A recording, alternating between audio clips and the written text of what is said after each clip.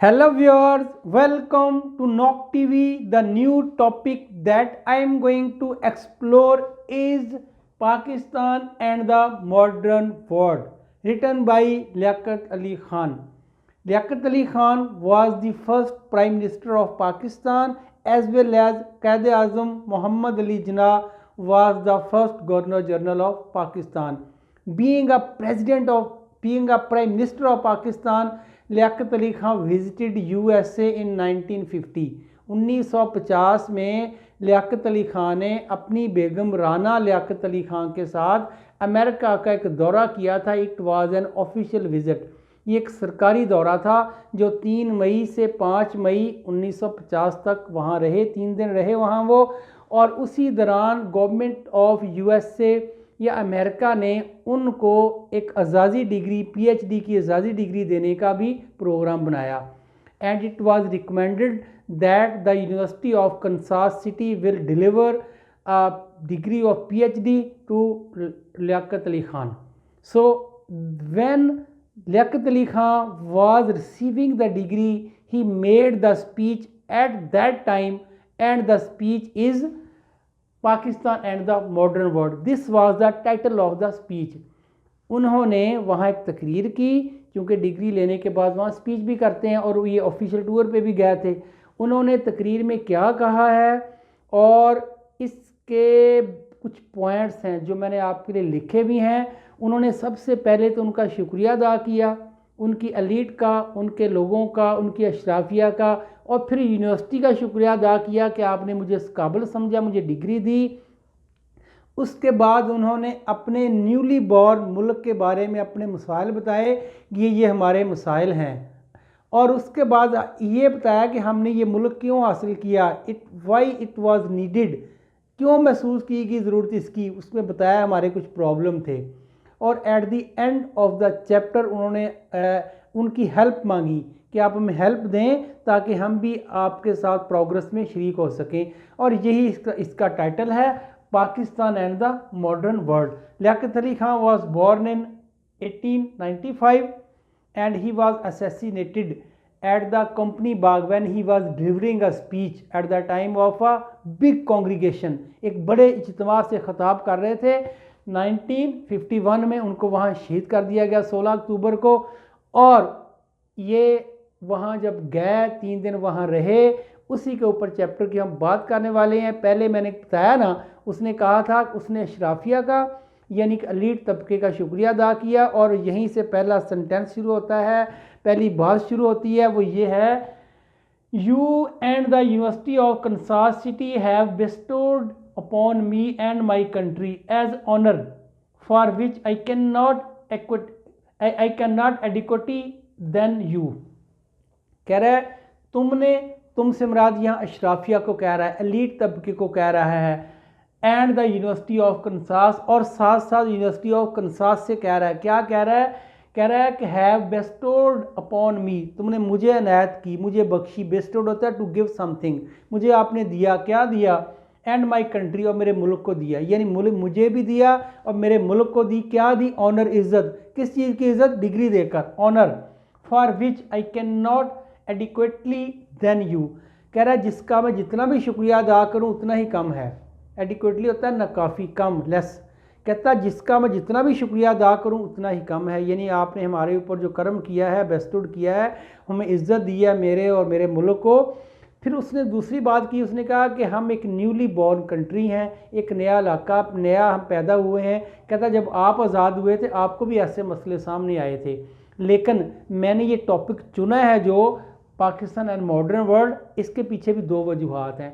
एक ये है कि पाकिस्तान पहला वर्ल्ड है, दूसरा मॉडर्न वर्ल्ड। पाकिस्तान उसने अपने आप को कहा है कि we are a newly born country. Modern world उसने आपको कहा कि आप लोगों को 200-250 साल हो गए हैं आज़ादी हासिल किए हुए, तो आप लोग अब मैच्योर हो चुके हैं और आप लोग अब प्रोग्रेसिव में जा रहे हैं, प्रोग्रेस कंट्री बन चुके हैं। तो हम लोग जो है ना, ये भी प्रोग्रेसिंग कंट्री हैं, हम तो वैसे पुअर हैं। तो ये उसने कुछ मसाइल बताए हैं। पहला उसने कहा था कि हम अलग क्यों हुए हैं। उसने कहा हमारी कुछ वजूहात थी।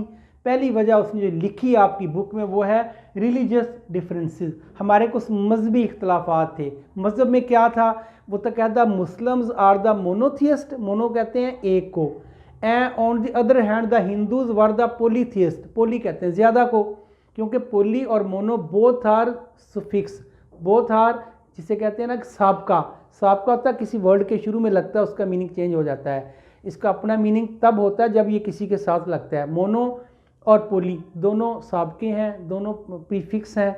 कहता है हम मुसलमान जो हैं वो मोनोथियस्ट हैं, एक खुदा को मानने वाले हैं, और हम मानते हैं कि सुप्रीम सोवरेनिटी ऑफ गॉड, हम खुदा की जो है ना खुदा के इक़्तिदार आला पे यकीन रखते हैं। On the other hand Hindus are polytheist, बहुत से गॉड की पूजा करते हैं, वो नॉट लाखों में नहीं बल्कि करोड़ों में हैं वो। तो कह रहा है ये हमारा बेसिक डिफरेंस है। सेकेंडली कह रहा है हम अंबिया पे बिलीव करते हैं, हमें पता है कि हमारा आखिरी नबी हज़रत मोहम्मद मुस्तफ़ा सल्लल्लाहु अलैहि वसल्लम है, उसके बाद कोई नबी नहीं आएगा, और आखिरी किताब आसमानी किताब है, उसके बाद किताब भी कोई नहीं आएगी। और ना सिर्फ इस पे बिलीव करते हैं बल्कि पहले जो अंबिया गुजर चुके हैं, हज़रत ईसा की मिसाल दी उन्होंने, हज़रत ईसा पे भी हम बिलीव करते हैं, हम उनकी अंजील मुक़द्दस पे भी बिलीव करते हैं, बाइबल पे बिलीव करते हैं, हज़रत मूसा अलैहिस्सलाम को भी हम मानते हैं, हम सारे नबियों को मानते हैं, और हम आखिरत पे भी बिलीव रखते हैं। फिर वो कह रहा है कि हमारी जो मजहबी किताबें हैं, कह रहा है हम सारों पे बिलीव करते हैं, और हमारा जो हम मुसलमानों को जब डेथ हो जाती है हम उसको दफनाते हैं, बरीड करते हैं, ग्रेव में डबर करते हैं, और on the other hand Hindus burn their dead bodies, वो जलाते हैं। फिर कह रहा है there is a equality in Islam, इस्लाम में बराबरी है, मुसावात है, गरीब को अमीर, अमीर को गरीब पे कोई फौकियत नहीं है। अब लेकिन कह रहा है कि हिंदू कम्युनिटी में ऐसा नहीं है, वहाँ इंसानी हकूक़ की धज्जियाँ उड़ाई जाती हैं, गरीब का मजाक उड़ाया जाता है। और आपको बताता चलूँ कि 4 तबके हैं हिंदुज़म में, चारों तबके, एक ब्राह्मण है जो अपने आप को कहते हैं कि ये भगवान के सर से पैदा हुए हैं, इनका मुकाम सबसे ज़्यादा है। फिर वेश हैं, खश्त्री हैं, शूद्र हैं, शूद्र को सबसे कम दर्जा दिया जाता है, और उसके साथ बात करना तो बहुत दूर की बात है। उनकी जो मजहबी किताब है गीता, उसकी कोई वर्स उसके कान में पड़ जाए शूद्र के, तो शूद्र के कान में पिघला हुआ शीशा डाल देते हैं कि तूने ये सुन कैसे लिया है। On the other hand Quran is a guidance for all the people in the world, कोई भी इसको पढ़े, सुने, इस पर अमल करे, और ये इसको गाइडेंस देता है। वो कहते हैं कि नहीं ऐसा नहीं है। फिर ये कह रहा है कि हमारे कुछ विरासती हैं, जिसे कहते हैं लॉ ऑफ इनहेरिटेंस, मुसलमानों के विरासत में हक में दिए हुए हैं। हम ज़कात देते हैं 2.5% इस्लाम में है, ताकि कोई गरीब ना रहे, बड़े से लेके छोटे को देना है। विरासत भी ऐसे ही है, हमारी तकसीम होती है, तरका तकसीम होता है, मरने के बाद बेटियों का हिस्सा, बेटों का हिस्सा, अगर बेटा नहीं है तो भाइयों का हिस्सा, बाप का हिस्सा, माँ का हिस्सा, हर बंदे को ये मिलता है। कहता है there is no such custom Hinduism में ऐसा कुछ नहीं है। फिर उसने दूसरी बात जो की वो उसने कहा था सोशल एंड इकनॉमिक डिफरेंसेस, हमारे कुछ मुआशी, समाजी और मुआशी मसाइल भी हैं, मुआशी इख्तलाफात भी हैं। कह रहा है इनमें कास्ट सिस्टम है, हमारे यहाँ कास्ट सिस्टम नहीं है। कास्ट है हमारे, लेकिन उनमें इस्लाम में कोई रुकावट नहीं है कि ये कास्ट लो है, ये कास्ट हाई है, जैसा कि मैं आपको एक्सप्लेन कर चुका हूँ। फिर उसने कहा था कि हमारे मुआशी हालात 1857 की जंग आज़ादी के बाद मुसलसल ख़राब हो गए। इसलिए ख़राब हो गया कि 1857 की जंग आज़ादी के बाद मुसलमानों को उलमा कराम ने मना कर दिया कि आपने अंग्रेज़ी पढ़ी तो आप मुसलमान और इस्लाम से दूर हो जाओगे, आप मुसलमान नहीं रहोगे, आप क्रिश्चियन बन जाओगे। अब जब कि सर सैयद अहमद खान ने बहुत ज़ोर लगाया, उसको बताया कि आपके लिए इंग्लिश कितनी ज़रूरी है, लेकिन बेरोज़गारी पैदा होगी, ज़ाहिर अगर नहीं पढ़ेंगे जहल रहेंगे, जहल रहना जो है वो is a more dangerous than that of learning English सीखने से ज़्यादा बड़ी जहालत थी। लेकिन वो कह रहा उसके बाद एक ऑफिस में अगर हिंदू ऑफिसर लगा होता था तो मुसलमान वहाँ झाड़ू दे रहा होता था, तप्पी लगा रहा होता था, चूँकि अनपढ़ था, जहल था। अब कह रहा है इसी तरह हमारे मुआशी हालात ख़राब हुए। फिर कह रहा है कि वो हमारी ज़मीनें उनकी छीन ली गई थी, आपको पता जंग आज़ादी के बाद घरों को आग लगा दी गई थी, मुसलमानों पे तजारत हमारी ख़त्म हो गई थी। कह रहा है इसलिए मुसलमानों के पास कोई काम नहीं था।